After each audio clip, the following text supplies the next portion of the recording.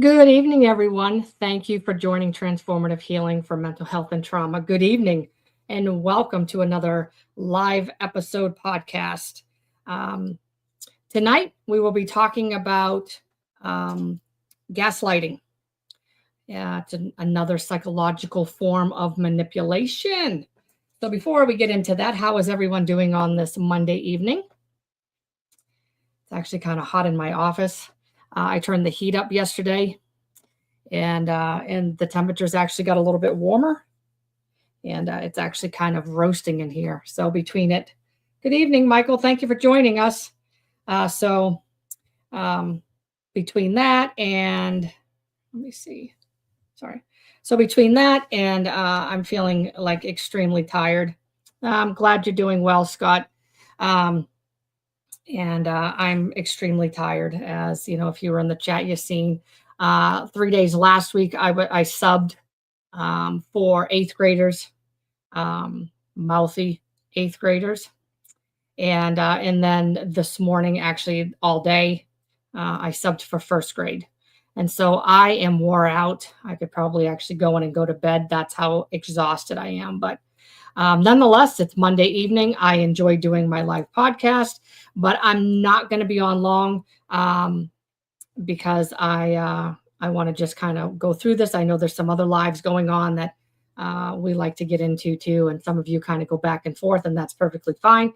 I just appreciate each and every one of you for being here. So tonight, let's talk about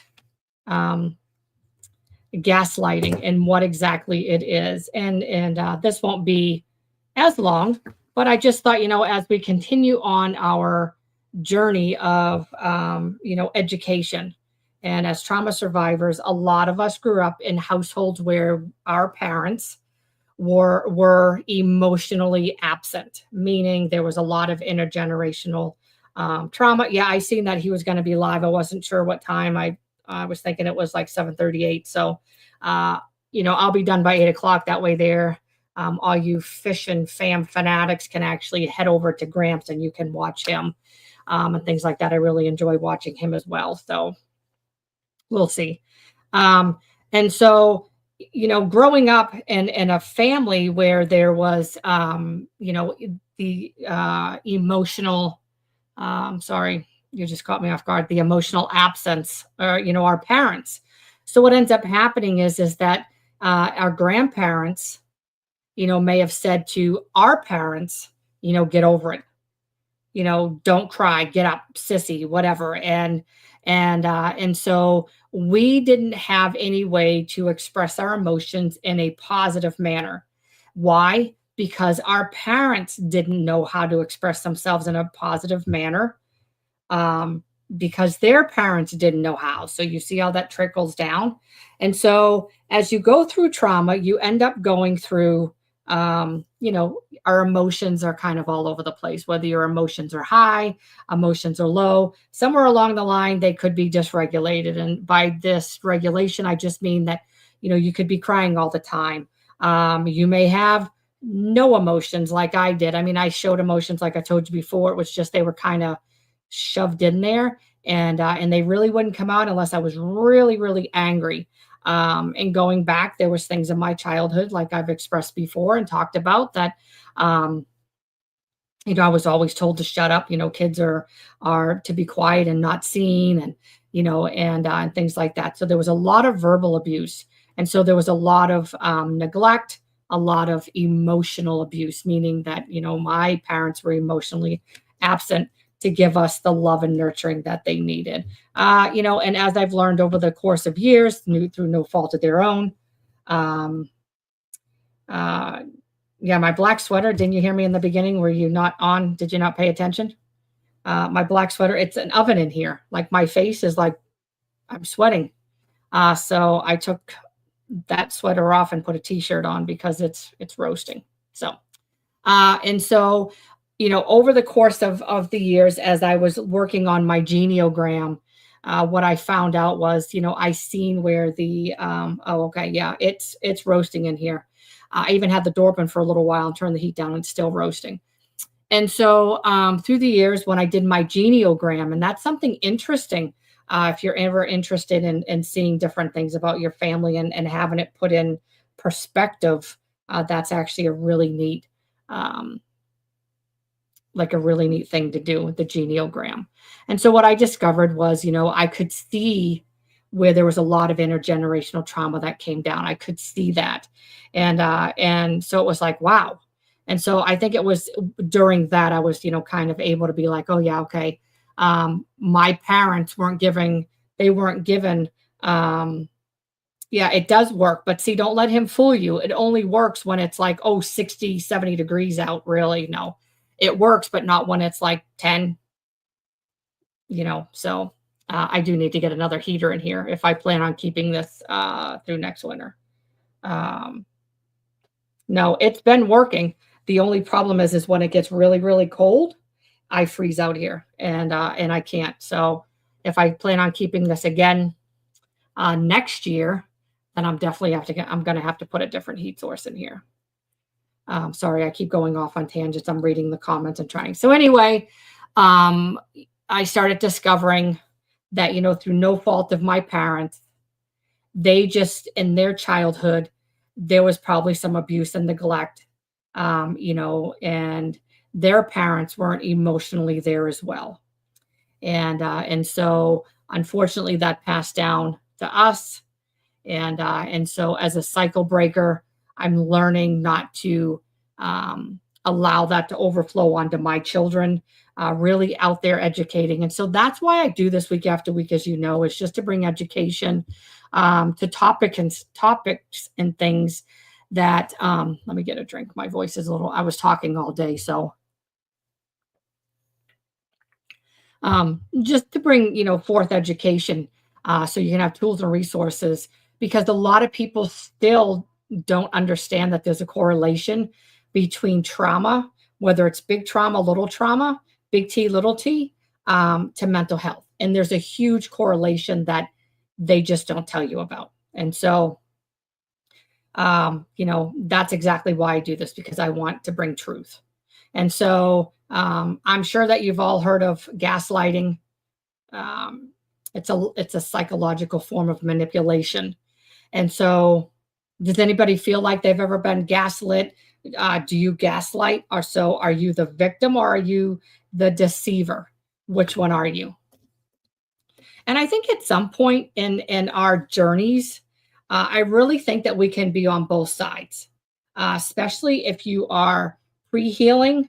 I firmly believe that you probably do have some narcissistic, no, not narcissistic, sorry. Don't want to say that. Some manipulation in you, manipulating people. That is normal when it comes to one of the after effects of trauma. It's not that you're meaning to be that way, but it's kind of like you want to be in control and you want things your way because for so long, things didn't go your way. So we manipulate our way in. We manipulate other people. But gaslighting is a more severe form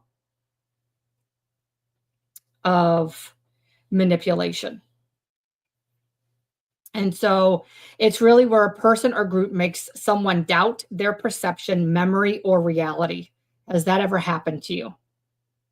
And as the victim, you end up feeling confused, you feel anxious, uncertain about what's true. So then you're sitting there going, wait a minute, what's going on with me? And then over time, it actually starts eroding away your self-confidence, eroding away your trust.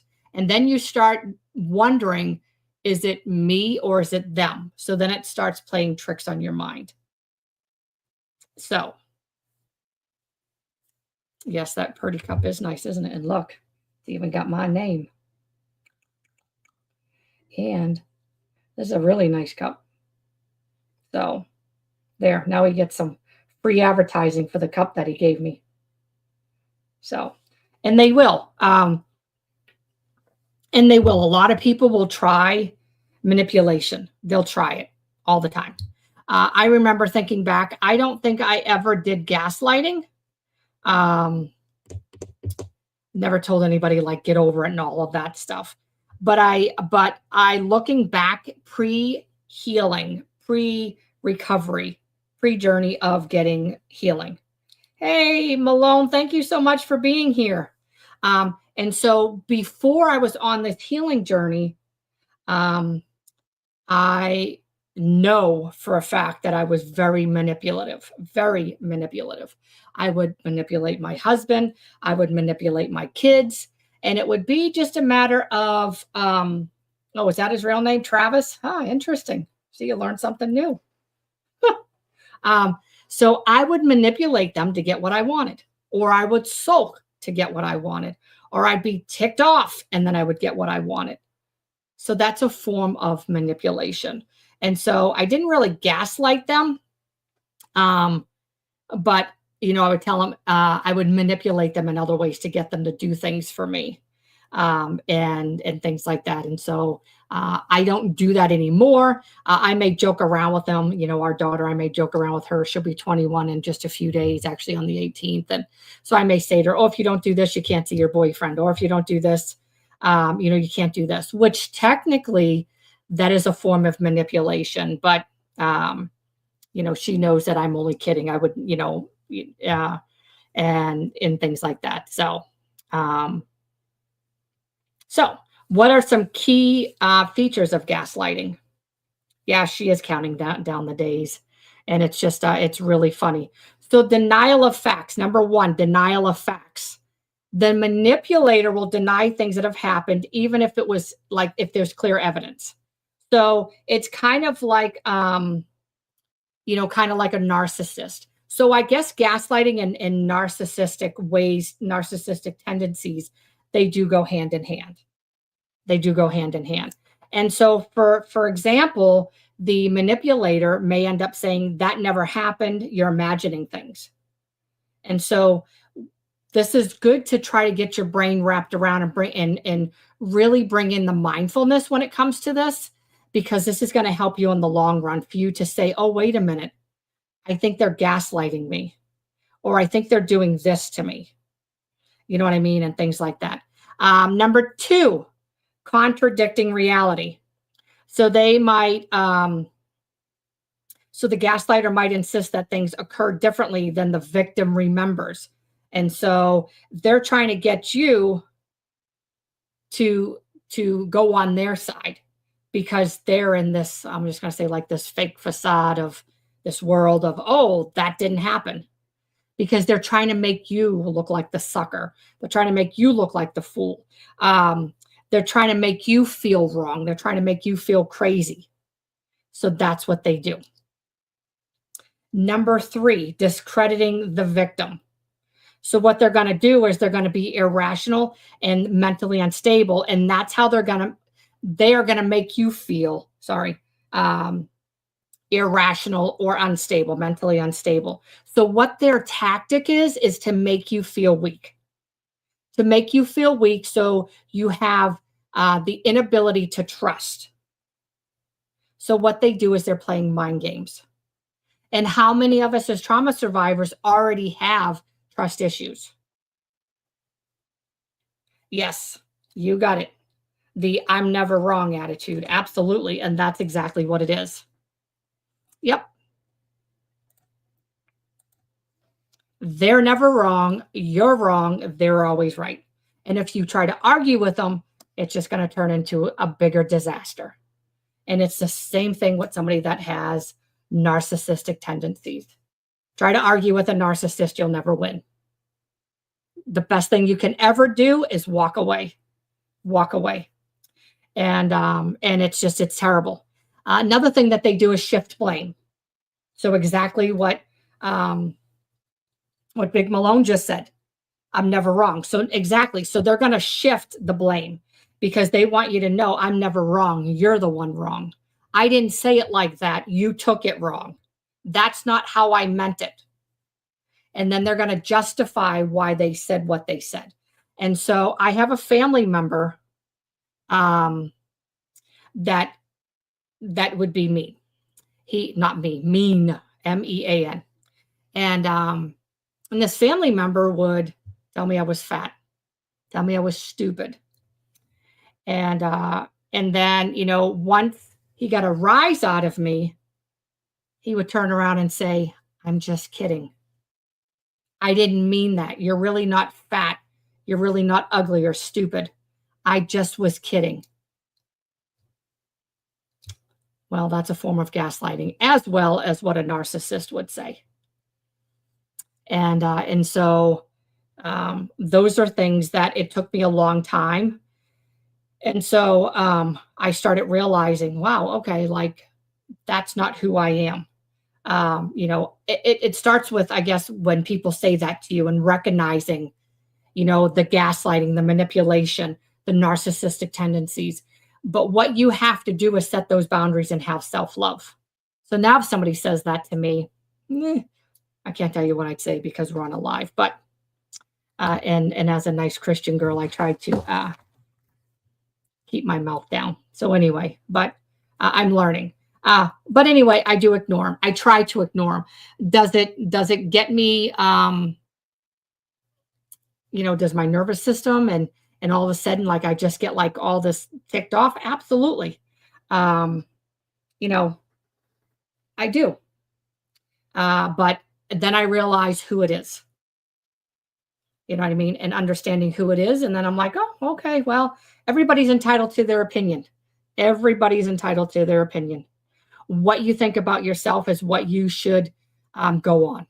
If you think you're handsome, if you think you're beautiful, if you think you're sexy, whatever, then it shouldn't matter what somebody says to you. But for me, I was called those things my entire life from about 4 years old. So those things stuck in my mind. And so I've shared this before, but even when Sly would say, Gina, you're beautiful, and he, and I would just be like, oh yeah, he doesn't mean that at all. He's crazy. And stuff like that. And it really took me a very, very long time. I'm telling you, a very long time. Him and I have been together for 26 years, 25, 26 years, I believe. And 25 years. I had to think for a minute. And, I had to learn to love myself before I could let him in. So I just never believed him, until actually, I will tell you, I'll be truthful, probably within the last 3 years, when I really started going deep on this healing journey. And I really started changing. 25, well, 26 sounded better, but 25 in 2 months. When I really started changing and really started loving myself for who I was, loving me for who I was. Then I was able to accept and receive his love and to say, you know what, maybe I am pretty, and things like that. So I don't mean that in a conceited type of way, but just to show you that you have to learn to love yourself and think better of yourself before you can accept compliments from other people. Because if you have like cognitive distortions, ruminating thinking, if I would say to somebody, well, I wouldn't just walk up to somebody and say, hey, you're handsome. But, for instance, if I would say to Sly, I think you're handsome, and he dealt with those things like I do, he would go through the same things that I did. It would just be on the flip side, if that makes sense. So number 5 would be creating confusion. By repeatedly distorting the truth, the gaslighter causes confusion in the victim's mind, making them second guess their experience and memories. That's exactly what they do. They want you to think something different. They want you to think you're crazy. Oh, shush. So they want you to think that you're the one losing your mind. And if you've been around somebody that is a narcissist or somebody that is a gaslighter, or manipulator, a lot of times they do it behind closed doors, or they do it when nobody else is around, because they don't want anybody else to see their tactics. They don't want anybody else to see their true colors. So they normally don't do it when there's a large group of people. That's why their friendships, they have such a turnover in friendships. Their friendship turnover is so high They might be friends with somebody for, 6 months, a year, and then boom, that person discovers how they truly are and they're out the door. Or in their childhood, emotional abuse in their childhood, they'll end up going back because they think that's normal. So it kind of comes back. It's not really trauma bonding, but it is kind of a trauma bonding friendship in a way. So there are different types of there are different types of gaslighting. So it can occur in romantical relationships, marriages, professional business, between friends. And I like that. And that's the best way to be, Scott, is just to be you. Like, that's the best thing to do. I've always said I've put up with so much in my lifetime, and I've seen more drama and have tried to seek more revenge in my lifetime than I ever cared to ever want to. So, all right. So I know we don't have very much time, so I just kind of want to go through this because I know I know Gramps is going to be live at 8:00. So, yeah, I mean, yes, absolutely. Be true to yourself, and that's the best. All right. So, recognizing the signs of gaslighting can be challenging because it's often a subtle form of manipulation that happens over time. You have to be able to recognize these things. You have to be mindful of what's going on. You have to listen to your nervous system. Where are you at in your recovery journey? Where are your emotions? Are you speaking from a place of emotions? Are you receiving from a place of emotions? Where are your emotions when people are talking to you? And so one of the things is constantly second guessing yourself. So you're always doubting your own perceptions, your thoughts, and memories. So that's what the gaslighter wants you to do. They want you to question yourself. Are you really remembering things correctly? That's what they want you to second guess. Again, it's a psychological game. They're trying to make you think you are mental when in fact they're the ones that are sick and really mental. So for example, you're sure you mentioned something, but the gaslighter insists you never did. And over time, you start to believe them. And so an example of this would be, say that you have a spouse, you're married, boyfriend and girlfriend, whatever, a significant other. And your significant other says to you, you come home from work on a Friday, and all of a sudden your significant other is packed, getting ready to go to Maine on a ski trip. And all of a sudden you say, you didn't tell me. Yeah, I did. I told you 2 weeks ago. No, you didn't. You never told me you're going anywhere. And so they will fuel the fire and tell you, yes, they did, when in fact, guess what? They never did. They never told you. And so now you start second guessing yourself as far as what's going on. Did they tell me or didn't they? So then you start playing cognitive ping pong back and forth, when in fact, they never told you. Feeling confused or crazy. Absolutely. That's what they want. And so the manipulator, the gaslighter, is going to tell you that you're too sensitive or you're being too irrational. That is a form of manipulation. They want you to feel confused. They want you to feel disoriented. They want you to feel like you're the one going crazy. That's what they want. Because when they start getting you to feel that way, then they have you. They've literally just roped you in. You're roped in now.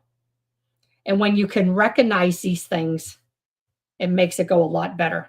So I'm not going to read all of them because I know we don't have a whole lot of time, but downplaying your emotions. That's why you have to see where your emotions are. Check your emotions and see where your emotions are, not just with these scenarios, but with anything. How are you responding? Are you responding out of emotions? Are you responding out of regulation? Is your emotions and your nervous system regulated? Are you responding on an impulse? Are you responding on a revenge? How are you responding to other people? And so what happens is they will allow others to take responsibility for their actions. And gaslighters will often refuse to take responsibility for their actions and instead shift blame onto you. So you know what? Because they're always right. So they think so anyway. Um, and so they'll say, it's kind of like they say something to you and then they get a reaction out of you. And then they turn around and say, well, I wouldn't have acted that way. Or why did you act that way? It wasn't that serious. So they really start playing on your emotions. They really start playing on your psychological welfare. They really start making you feel like you're going crazy.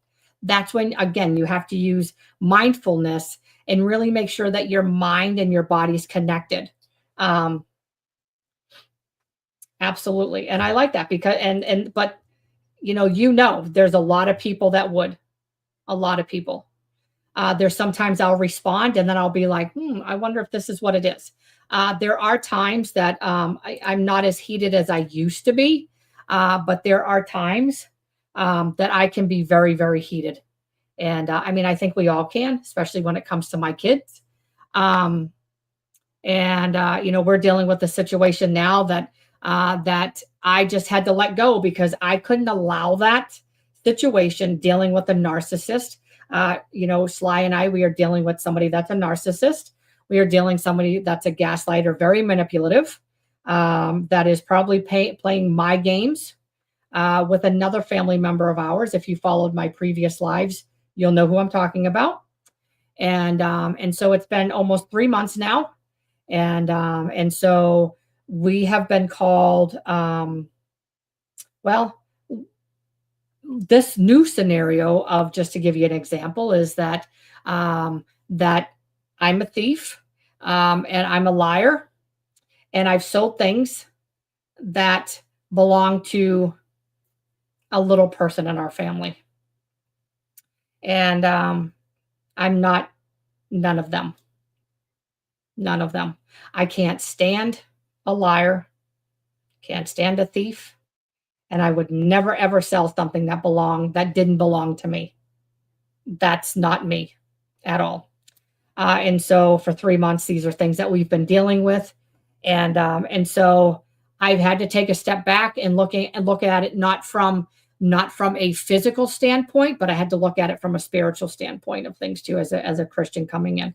So there's different standpoints that I had to really look at this through. Okay. Let me see really quick. Before we get off, I skipped a lot of these, but let's go into really quick and then we'll kind of close out here. But just remember some of the after effects for somebody that manipulates you, somebody that is gaslighting you, would be self-doubt and confusion. So if those are the things you feel after a conversation, you need to really sit back and think, did they manipulate me? Your loss of self-esteem. How are you feeling? Do you feel worse? Is somebody saying mean things to you and then coming back like a family member said to me? Check in with your mental health. How's your anxiety and your depression? Where are you? Where's your anxiety and depression? Is it way up here or is it still down here? Where are you? So really look at, are you checking your battery? Where is your battery during that time? During that time, where is it?